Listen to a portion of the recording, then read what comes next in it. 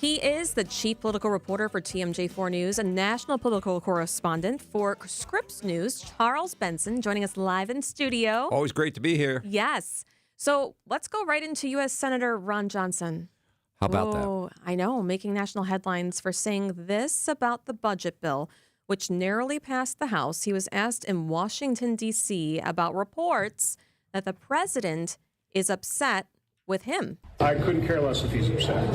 I'm concerned about my children, my grandchildren, and the fact that we are stealing from them. We are stealing from our children and grandchildren. $37 trillion in debt, and we're going to add to it as Republicans? That is unacceptable. And that's why there's no way I'm going to vote for this bill in its current form. So he wants it to be adjusted. The president and just as a key word there. The president and Speaker Johnson doesn't. Well, this is what's interesting. He was at the Milwaukee Press Club event yesterday. I have been watching, for months now where he's been positioned on this, and he's not been quiet about it. This isn't like all of a sudden in the last couple of weeks he's raising concerns. I think he's been there.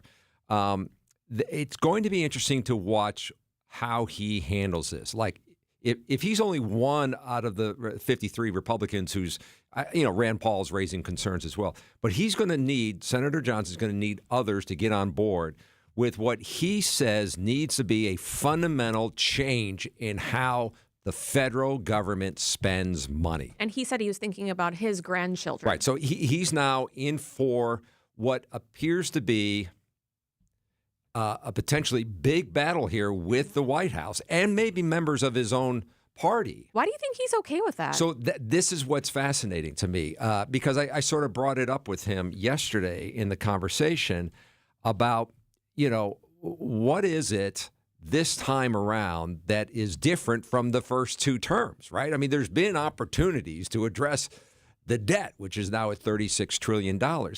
And this is my political instinct on this. This is not him saying that. But I think he's looking at his time in D.C. and saying now is the best time to potentially take on this challenge that as the citizen legislator that he thought he was going to be. Remember, he's not a career politician. But after two terms in the Senate, now a third, he looks more like the career. When he said he was only going to do one term. No, he said he's going to do two. Oh, two. When he said he was and then only runs for a third. And, 2028 is when he would be up again. That's still a long way away. When I asked him about that, he said, I don't want to. But that's not a yes or a no. That's a yes. The other thing, too, when you said his time in Washington, I took that both ways a little bit because I thought the same thing. But I thought President Trump's time in Washington, actually, if I'm Ron Johnson going, you're going to be out of here before I am. No, it's 2028. So at the same time. Same time. Oh, wow. Right? I mean, Johnson gets elected in 2022 for a 6-year term. Correct. Right? Correct. Right. So they're both on this timeline here of, what to do.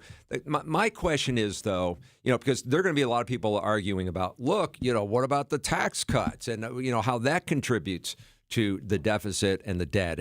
And he is not going to pull back from extending the tax cuts from 2017 that he fought for, some of them particularly. So the question is, and the reason why I say he's been laser focused on this is because I go back to a brief opportunity I had when I was going out to the inauguration in January. Senator Johnson happened to be on the plane. I sat next to him for a few minutes just to say, hey, so what's going to happen here?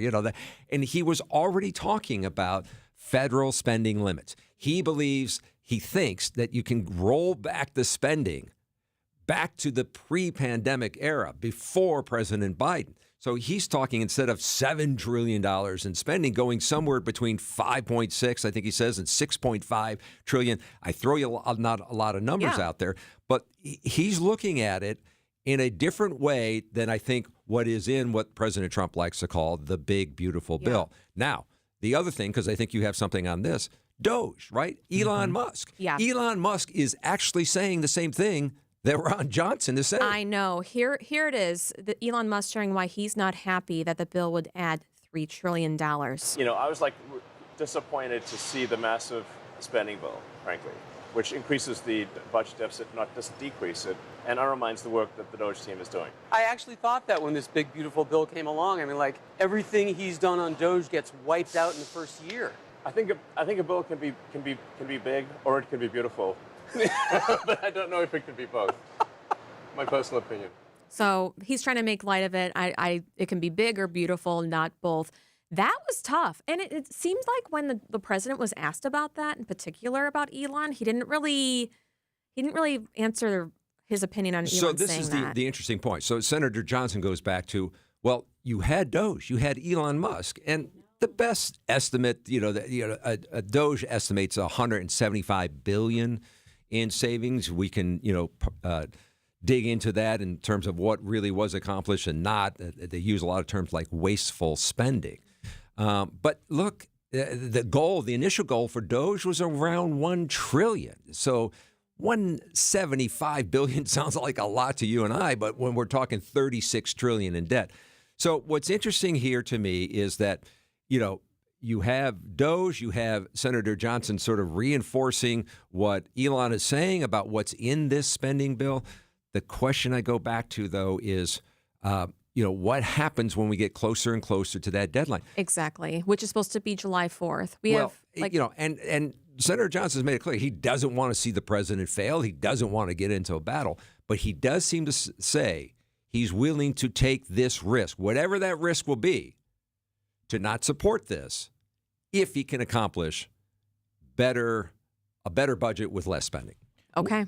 What does this tell you, Charles, if anything? And I don't mean you to lead you down the road of guessing game or anything like that, but does it tell you anything about Republicans possibly splitting with the president because they see an end of the reign of President Trump? There's probably a better way to say that, or anything along those lines, or is this just what happens in a budget? Well, it does and Senator Johnson is in familiar turf here. In 2017, he was one of the last holdouts. He was looking for a specific tax deduction that would impact small family-owned businesses. It was that pass-through deduction that he talked about. So he's been in this position before, but I think he's dug in even more on this one because he's talking about the whole thing.